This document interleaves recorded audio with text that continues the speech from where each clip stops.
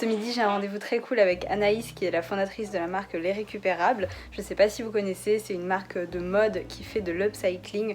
Donc ils utilisent en fait des tissus qui existent déjà pour créer leurs pièces. Donc par exemple, ils font des pièces avec des rideaux ou des tissus d'ameublement. Donc c'est très très cool.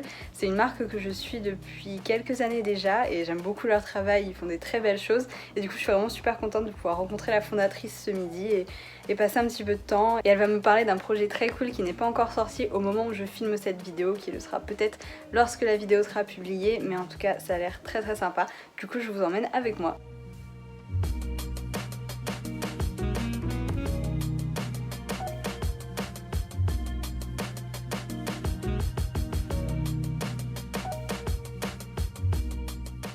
Bonjour, je m'appelle Anaïs Warmel, je suis la fondatrice de la marque d'upcycling Les Récupérables. Made in France, c'est important. L'histoire débute lorsque je travaille dans une ressourcerie, donc un endroit où on vient apporter tout ce dont on n'a plus envie, et je me dis, ok, il y a un petit problème avec le textile, non les gars, 80 milliards de vêtements dans le monde produits chaque année, 600 000 mises sur le marché chaque année, 70% du placard qui n'est pas porté. Il y a peut-être possibilité de se poser quelques questions. Et je me lance. Et je me lance en premier lieu avec ce que j'ai dans la main dans cette ressourcerie. Et je me lance avec des rideaux. Oui, ce n'est pas une blague. Donc cette collab avec Bocage, elle est réalisée à partir de rideaux. Et c'est ça qui est un peu magique et qui garde le focus de la marque. Déjà, on va remettre dans le contexte. C'était une conférence à Who's Next, bien avant toutes les péripéties Covid. À la fin de la conférence, donc on aborde vraiment les thématiques sourcing, upcycling, production, quantité, série limitée, enfin un peu les piliers de ce qui fait la marque et puis des solutions qu'on peut trouver et que plein de nouvelles marques adoptent.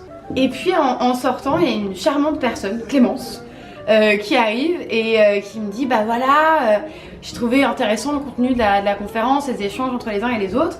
Et en fait moi je travaille pour Bocage. C'est top. Je fais bah oui. Vous travaillez pour qui? Ma marque de chaussures préférée, qui fait encore du Made in France. Ok, donc bon, évidemment je ne dis pas, je dis ah oui bonjour madame. Et puis elle me dit voilà, je trouve vraiment intéressant le travail de l'upcycling, de Made in France et l'ADA de la marque, ça serait chouette de se lancer dans quelque chose. Donc voilà, on fait une réunion sur cette table le 12 mars. Donc là il y a quasiment un an jour pour jour. Et lors de la première réunion je leur dis bah voilà, nous on travaille avec des rideaux, donc c'est pas mal de contraintes techniques et on va pouvoir vous proposer des gammes et de couleurs, des thématiques sur les fleurs, mais ça sera pas les mêmes. Donc là s'enchaîne un casse-tête de production incroyable. Donc pour ce faire dans l'équipe, j'ai la chance de pouvoir compter sur le travail de Clara, qui est notre responsable de production, pour venir fournir la bonne quantité, pouvoir dire dans celle-ci on va pouvoir en faire tant, et évidemment tout ça avec le soutien de toute l'équipe Bocage pour la partie technique et puis de leurs ateliers, donc pas mal d'allers-retours. C'était assez passionnant et puis c'était très challengeant pour les ateliers. Mais avant ça, il a quand même fallu que j'invente ces modèles. Vraiment le point de départ qui est le tissu rideau qui est chiné. Donc elles sont réalisées avec ces fameux rideaux. Celle-ci c'est un peu ma préférée et l'inspiration est lointaine de la réalité. C'est-à-dire que l'inspiration, au début je voulais une corde, je voulais un cordage. Je voulais absolument une hauteur, en fait les talons c'est pas très bon pour la santé comme dirait mon chiro, donc une hauteur qu'on puisse vraiment porter au quotidien. On peut dévaler les pavés à Aix-en-Provence et dévaler les marches du métro à Paris, Lyon ou ailleurs. Donc ça c'était vraiment déjà une notion et c'est vraiment pour moi l'élégance années 50 quoi. Il y a vraiment quelque chose de très féminin avec ce petit twist, ce drapé, un truc un peu enveloppant, un peu sécurisant. Et puis aussi, et c'est vraiment la force de Bocage, c'est d'avoir un confort. Et pour cela, ils travaillent la première. Alors on a appris du vocabulaire technique. Donc la première, ça va être donc toute cette partie intérieure de la chaussure et qui vient être rembourrée. Hein, à quoi ça sert d'avoir des chaussures si on peut pas marcher dedans? A priori, on est tous plutôt partantes. Et après, il a fallu décider aussi des couleurs des premières pour pas que ça soit trop salissant, quoi. On pense aussi le produit de façon durable en amont sur le sourcing d'impact carbone, mais aussi sur la durabilité du produit et donc sur la durée, quoi, sur la notion de durée. Mon autre préf, c'est la mule. J'adore les mules. Ça, l'inspi, c'est ma grand-mère espagnole, hein, ma grand-mère espagnole portugaise. Évidemment que de 45 à maintenant, elle ne met que des mules, même en hiver. Avec des chaussettes. Comme quoi, ma grand-mère est très fashion. On voit les tissus qu'on peut servir à la prod, les pochettes, ça c'est notre pochette iconique.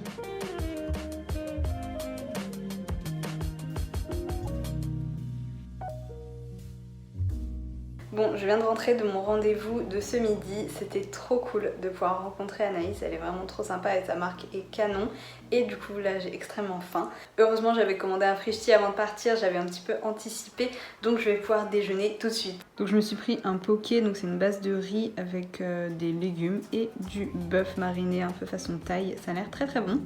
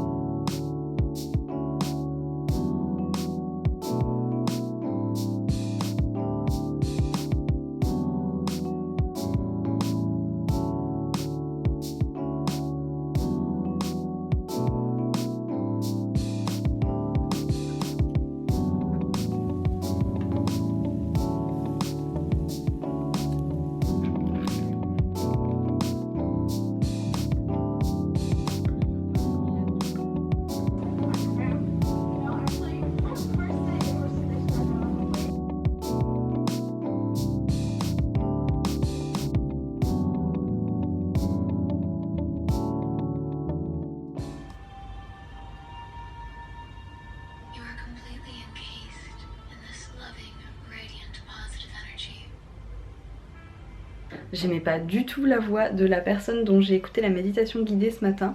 C'est pas sa faute la pauvre, mais je trouvais que sa voix était un peu énervante. Du coup je vous avoue que j'étais un peu moins focus et un peu moins dedans et détendue et tout ce que vous voulez. C'est pas grave parce que ça fait toujours du bien de prendre ce temps pour soi, mais voilà, j'écouterai plus ses vidéos à elle.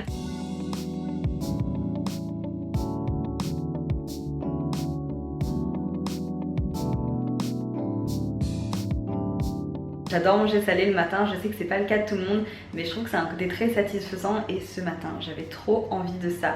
Donc j'ai hâte de déguster mon petit déj avec mon café.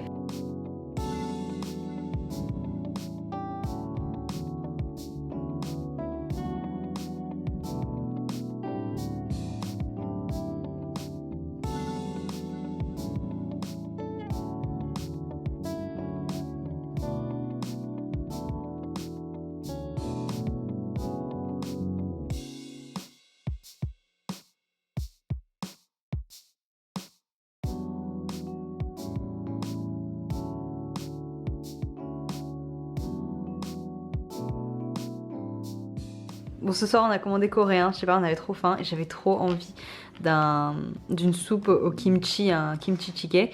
Mon copain a pris un bibimbap au poulet et moi du coup j'ai pris ce délicieux ragoût de kimchi et de tofu et j'ai trop hâte. J'ai jamais regardé le générique de Viking.